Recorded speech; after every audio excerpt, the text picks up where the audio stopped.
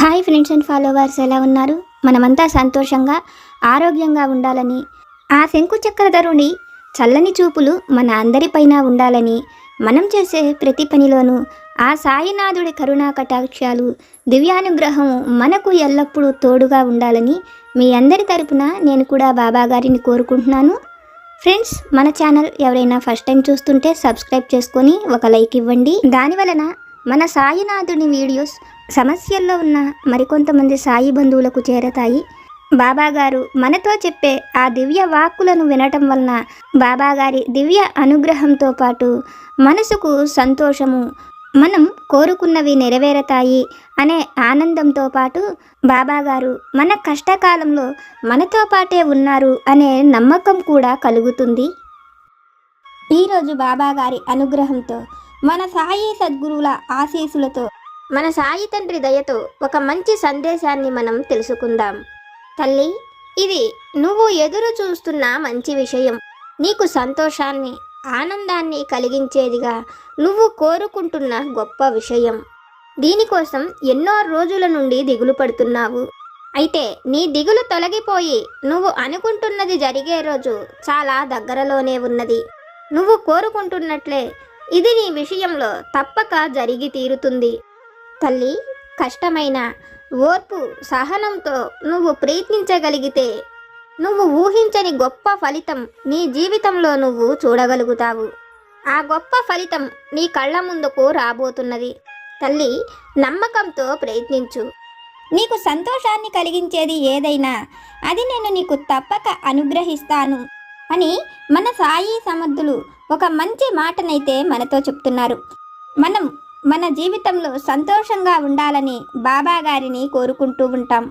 మనకు సంతోషాన్ని కలిగించేవి, మనం పొందినప్పుడు ఉండే ఆనందం ఎప్పుడూ కూడా మనతోనే ఉంటుందని, మనం కోరుకున్న వాటిని పొందేలా మన సాయి తండ్రే వాటిని మనకు అనుగ్రహిస్తానని, ఓర్పు సహనంతో ప్రయత్నించమని మన సాయి సమర్థులు ఒక చక్కని సందేశాన్ని మనకు తెలియజేస్తున్నారు. బాబాగారు మనల్ని అనుగ్రహించి చెప్పిన ఈ మాటలలోని పరమార్థాన్ని, సత్యాన్ని ఒక చక్కని కథ రూపంలో ఆ తండ్రి దివ్య వాక్కుల ద్వారానే విని తెలుసుకుందాం. పూర్వం యశోధరపురం అనే నగరాన్ని కృతవర్మ అనే మహారాజు పరిపాలిస్తుండేవాడు. ఆ నగరంలోని ఒక పల్లె గ్రామంలో సోమనాథుడు అనే ఒక ధనికుడు ఉండేవాడు. సోమనాథుడికి దైవభక్తి, నలుగురికి సహాయం చేసే లక్షణాలు ఎక్కువగా ఉండేవి. అతని తాతలు, తండ్రుల దగ్గర నుంచి అందరికీ దానగుణమే ఉండేది. దానివల్ల సోమనాథుడికి కూడా నలుగురికి దానం చెయ్యడము, వాళ్ళు సంతోషంగా వెళ్ళడం చూస్తే సోమనాథుడికి ఎంతో ఆనందం కలిగేది. దానికోసం అతను తన తరతరాల నుంచి వస్తున్న ఆస్తులను కూడా అమ్మి దాన ధర్మాలను చేసేవాడు. అతని భార్య అంబిక కూడా సోమనాథుడిని ఈ విషయంలో ఏమీ అనేది కాదు. ఆమె తన పుట్టినింటి నుంచి తెచ్చిన నగలను కూడా భర్తకే ఇచ్చింది. వాటిని కూడా అతను దాన ధర్మాలకే ఖర్చు పెట్టాడు. భర్త దాన ధర్మాలు చేసి సంతోషిస్తం చూసిన అంబికకు కూడా భర్త ఆనందమే తన ఆనందం అన్నట్లు ఉండేది. దానివలన ఆస్తులన్నీ పోయి వాళ్లకు చివరికి ఒక చిన్న చావిడి మాత్రమే మిగులుతుంది.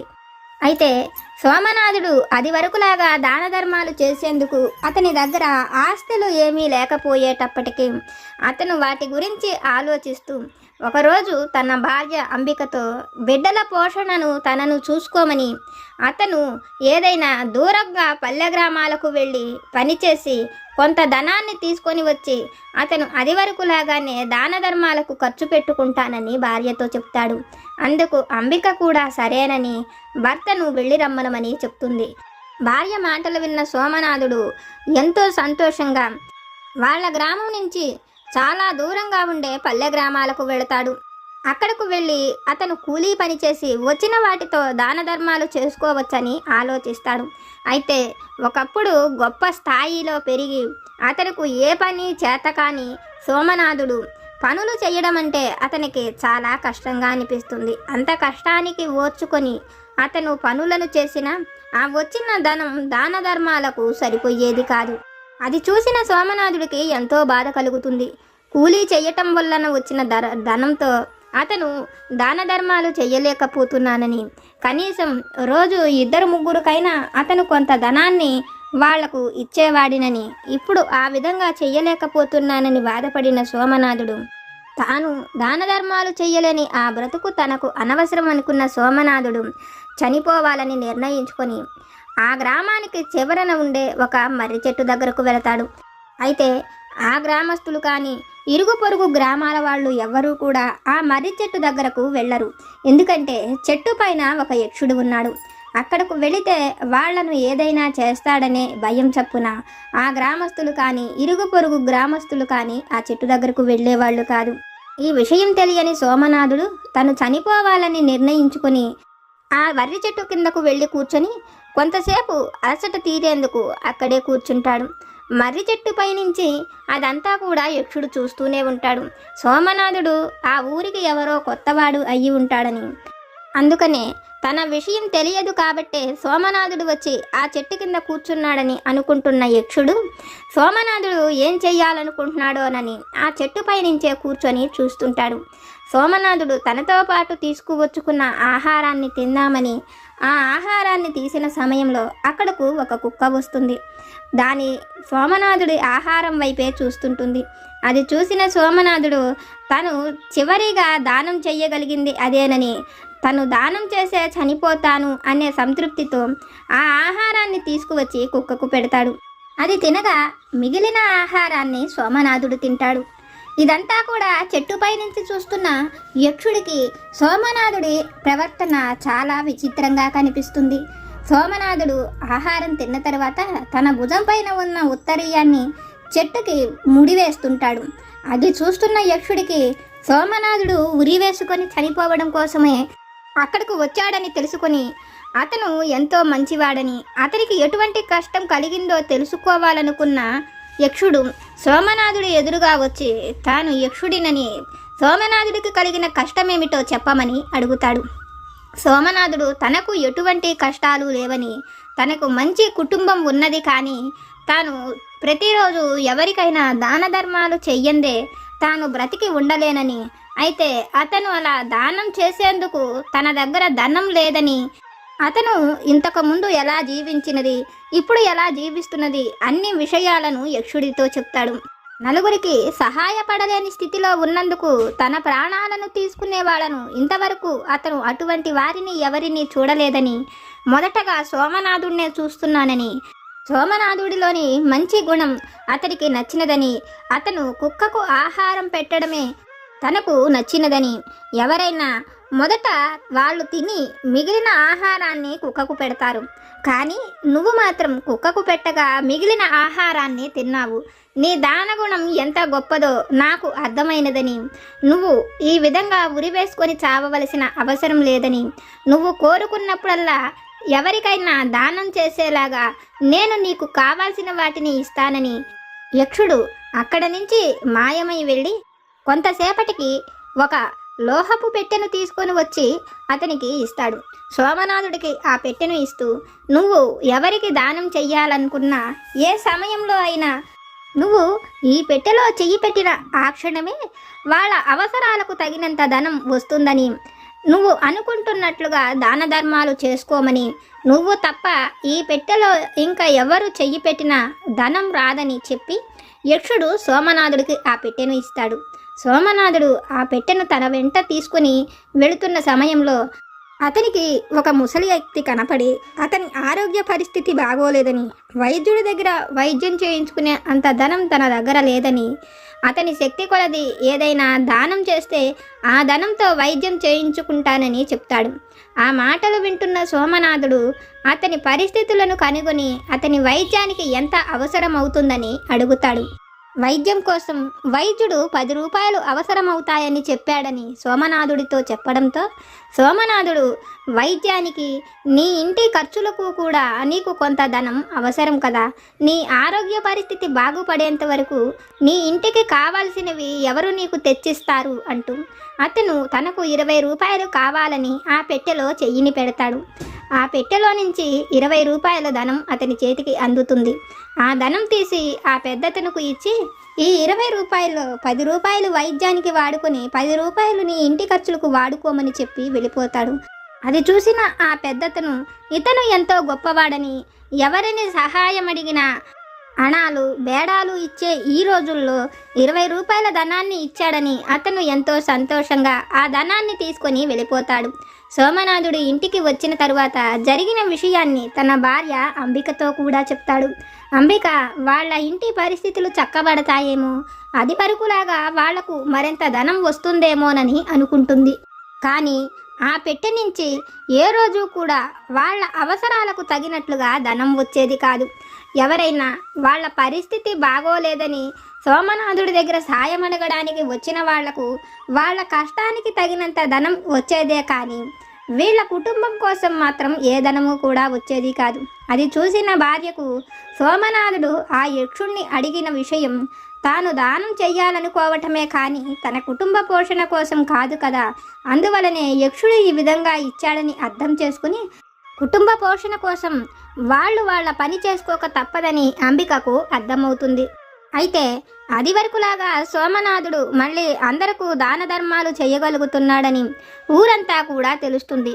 ఆ ఊళ్ళో ఒక పేద కూలి అతను తన కూతురికి వివాహం చేసేందుకు 100 రూపాయల ధనం వరకు అవుతుందని ఆలోచించి ఆ ధనం కోసం ఆ గ్రామంలోనే ఒక పెద్ద జమీందారీ ఇంటికి అప్పు కోసం వెళతాడు. అయితే అతని గుడిసె 10 రూపాయలు కూడా విలువ చెయ్యదని, దాన్ని తాకట్టు పెట్టుకుని 100 రూపాయల ధనం అతనికి ఇవ్వలేనని చెప్తాడు.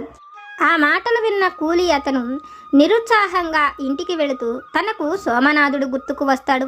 అతని దగ్గరకు వెళ్ళి తన కష్టం చెప్పుకుంటే అతను ఎంతో కొంత ధనం సహాయం చేస్తాడని, ఆ ధనంతో పాటు మరికొంతమంది దగ్గర సహాయం అడిగి ఆ వచ్చిన డబ్బుతో తన కూతురికి వివాహం చేయాలనుకున్న ఆ కూలీ రైతు సోమనాథుడి ఇంటికి వెళ్ళి తనకు కలిగిన కష్టాన్ని చెప్పుకొని తన కూతురు వివాహానికి అతనికి చేతనైన సహాయం చెయ్యమని అడుగుతాడు. ఆ మాటలు వింటున్న సోమనాథుడు అతని కూతురి కోసం అతను ఎవరి దగ్గరకు డబ్బు కోసం వెళ్ళవక్కర్లేదని, అతనుకు కావలసిన 100 రూపాయలను తానే ఇస్తానని లోపలకు వెళ్ళి ఆ ధనాన్ని తీసుకువచ్చి ఇస్తాడు. ఆ రైతు కూలి ఎంతో సంతోషంగా సోమనాథుడికి తన కృతజ్ఞతలు చెప్పుకొని అక్కడి నుంచి తన ఇంటికి వెళ్ళిపోయి అతను అనుకున్నట్లుగానే తన కూతురికి ఎంతో చక్కగా వివాహాన్ని జరిపిస్తాడు. అయితే అనుకున్న సమయానికి డబ్బు చేకూరి అతను ఆ విధంగా వివాహం ఎలా చేయగలిగాడో ఆ విషయాలను తన దగ్గర అప్పు అడిగిన జమీందారి అతనిని అడిగి తెలుసుకుంటాడు.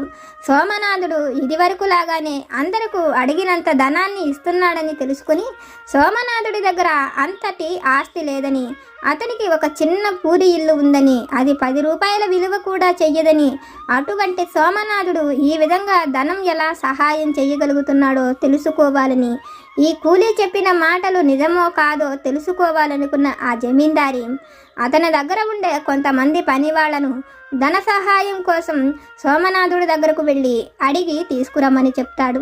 ఇతను చెప్పినట్లుగానే వాళ్ళు వెళ్ళి వాళ్లకు కావాల్సిన ధన సహాయాన్ని అతన్ని అడిగి అతని దగ్గర నుంచి ఆ ధనం తీసుకుని వచ్చి ఇతను చెప్పిన ప్రతి మాట నిజమేనని, అతను వాళ్ళు కోరినట్లుగా ఆ ధనం ఇవ్వగలిగాడని చెప్తాడు. ఆ మాటలు విన్న జమీందారి సోమనాథుడి దగ్గరకు వెళ్ళి అతను ఆ ధనాన్ని ఎలా అందరికీ సహాయం చేయగలుగుతున్నాడో తనకు చెప్పమని అడుగుతాడు. అందుకు సోమనాథుడు ఏవేవో కారణాలు చెప్పినా ఆ జమీందారి నమ్మడు. ఎలాగైనా సోమనాథుడి దగ్గర నుంచి ఆ విషయాలను తెలుసుకోవాలని అతనితో స్నేహంగా మంచిగా మాట్లాడి సోమనాథుడితో నీకు ఎప్పుడు ఏ అవసరం వచ్చినా నేను నీకు తప్పక సహాయం చేస్తానని, నువ్వు ఈ ధనం ఎలా సహాయం చేస్తున్నావో నాతో ఒక్క మాట చెప్పమని అడుగుతాడు. అతను ఎంతో మంచివాడన్నట్లుగా నమ్మిన సోమనాథుడు అతనికి యక్షుడు ఇచ్చిన ఆ పెట్టె గురించి చెప్తాడు. ఆ పెట్టెను అతనికి కూడా చూపిస్తాడు. అతను ఎంతో సంతోషంగా నువ్వు కోరుకున్నట్లు అందరికీ దాన ధర్మాలు చెయ్యమని చెప్పి అక్కడి నుంచి వెళ్ళిపోతాడు ఆ జమీందారి. ఇంటికి వెళ్ళిన తర్వాత ఎలాగైనా ఆ సోమనాథుడి దగ్గర నుంచి ఆ పెట్టెను తాను దొంగిలించాలని, ఆ పెట్టె నుంచి తాను అనుక్షణం ధనం తీసుకుంటూ ఉండవచ్చని ఆలోచించిన జమీందారి తన దగ్గర పనిచేసే వాళ్లకు అతను కొంత ధనాన్ని ఇస్తానని, సోమనాథుడి ఇంట ఉన్న ఆ చిన్న లోహపు పెట్టెను తనకు తెచ్చివ్వమని, అది ఎలా ఉంటుందో దాని ఆనవాళ్లను గుర్తులను చెప్తారు. జమీందారి చెప్పిన ఆనవాళ్లు గుర్తుల ప్రకారం రాత్రిపూట నిద్రిస్తూ ఉన్న సోమనాథుడి గుడిసెకు వెళ్ళి ఆ పెట్టెను దొంగిలించి తీసుకువచ్చి జమీందారికి ఇస్తాడు. పనివాళ్ళు తనకు తెచ్చిచ్చిన ఆ పెట్టెను చూసిన జమీందారి ఎంతో సంతోషంగా ఆ పెట్టెను తన పూజా మందిరంలో పెట్టి పూజించి ఎవరూ లేని సమయంలో తనకు ధనం కావాలని కోరుకుంటూ ఆ పెట్టెలోకి చేయి పెడతాడు. అయితే పెట్టిన చేతులు పెట్టినట్టుగా ఖాళీగానే ఉంటాయి, కానీ ఆ చేతుల్లోకి కొంచెం కూడా ధనం రాదు. అతను ఎంతగానో ప్రయత్నించి తనకు ఆ ధనం రావటం లేదని, ఆ పెట్టె సోమనాథుడి దగ్గర కూడా ఉండకూడదని ఆలోచించిన జమీందారి ఆ పెట్టెను అగ్నిలో పడవేస్తాడు.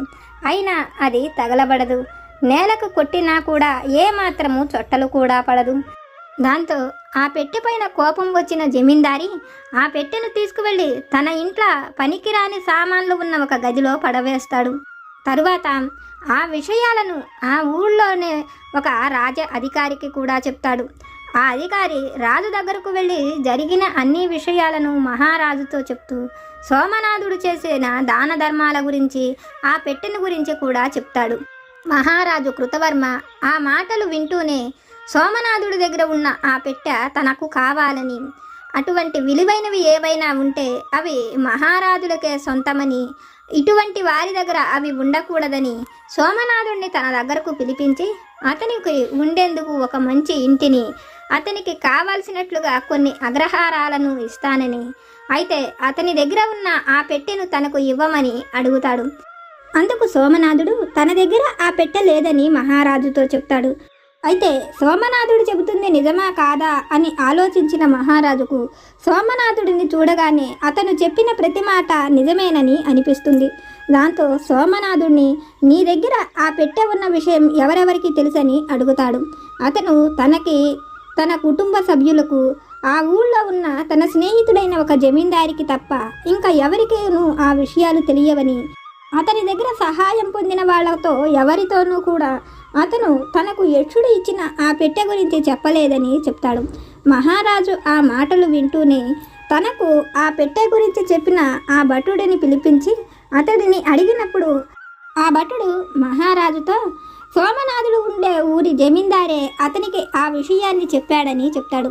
ఆ మాటలు వింటున్న మహారాజుకు ఆ పెట్టెను ఆ జమీందారే తీసుకొని ఉంటాడనే అనుమానం కలిగి అక్కడ నుంచి ఇద్దరి భటులను, మంత్రిని ఆ జమీందారి ఇంటికి పంపించి అతడి ఇంట సోదా చేసి ఆ పెట్టెను తీసుకురమ్మనమని చెప్తాడు.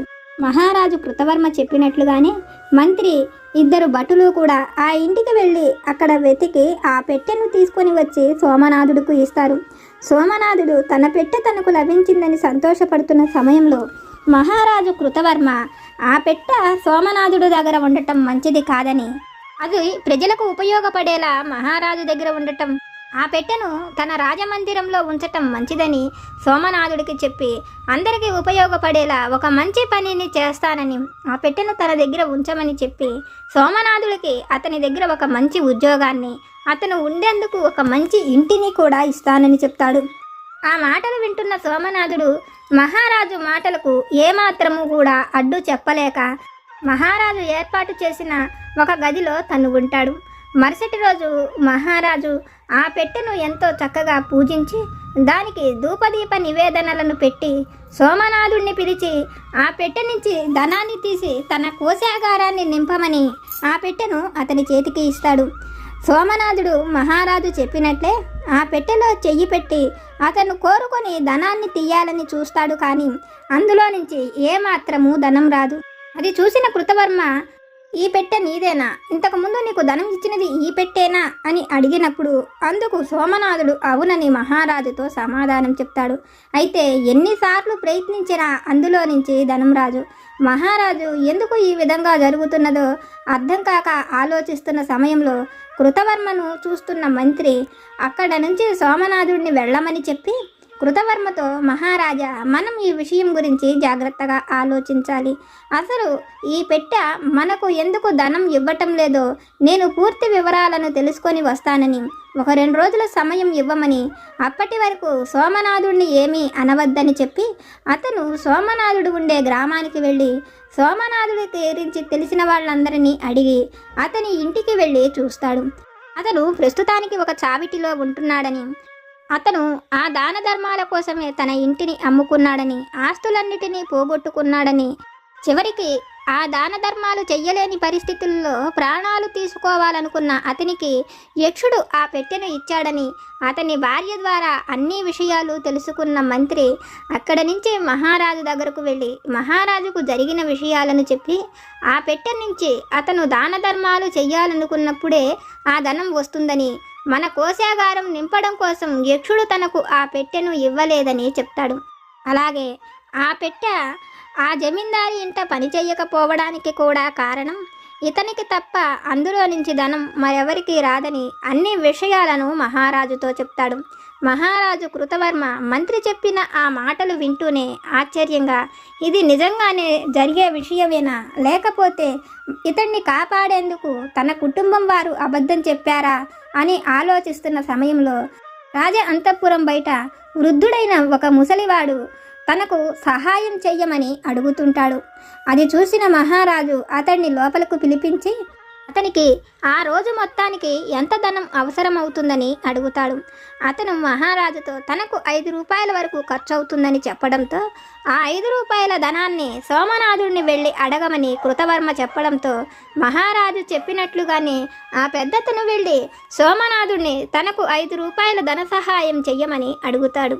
అతను అడిగినట్లుగానే ఆ పెట్టెలో చేయిపెట్టి తనకు 5 రూపాయలు ధనం కావాలని అడగడంతో సోమనాథుడు అడిగినట్లుగానే 5 రూపాయల ధనం అతని చేతిలోకి వస్తుంది. ఆ ధనాన్ని అతనికి ఇచ్చి సోమనాథుడు ఎంతో సంతోషపడుతుంటాడు. అది చూసిన మహారాజుకు ఆశ్చర్యం కలుగుతుంది. మహారాజుతో మంత్రి ఆ పెట్టెను అతడినే తీసుకువెళ్ళిపోమని చెప్పమని, అతని వలన మనకు ఏ ఉపయోగము ఉండదని, ఇక్కడ ఉండటం వలన అతను అనుకున్నట్లుగా దాన ధర్మాలు చేసి అతను సంతోషంగా ఉండలేడని తన ఇంటికి పంపించేయమని మంత్రి చెప్తాడు. మంత్రి మాటలు విన్న కృతవర్మ మంత్రి చెప్పినట్లుగానే సోమనాథుడిని అతడి ఇంటికి వెళ్ళమని చెప్తాడు. సోమనాథుడు కూడా సంతోషంగా అతను తన ఇంటికి వెళ్ళిపోతాడు. అయితే మహారాజు కృతవర్మ మాత్రం మంత్రితో, మనం చేసేది కూడా కోశాగారం నింపి ప్రజలకు ఉపయోగకరమైన పనే కదా, కాబట్టి మనం కోరుకున్నప్పుడు ఆ ధనం ఎందుకు రాలేదని మహారాజు అడగడంతో మంత్రి, మహారాజా, అది అతనికి ఆ యక్షుడి ఇచ్చిన వరం, అతనికి ఇచ్చిన వరం అతనికి మాత్రమే పనిచేస్తుంది. అలాగే కోశాగారం నింపిన మహారాజు దగ్గరకు ప్రతివారు వచ్చి అడగలేరు. కానీ అతను ఉండేది ఒక సాధారణమైన పల్లె గ్రామము. అతను తన స్వార్థానికి ఏ రోజు అందులో నుంచి ధనం కావాలని కోరుకోలేదు.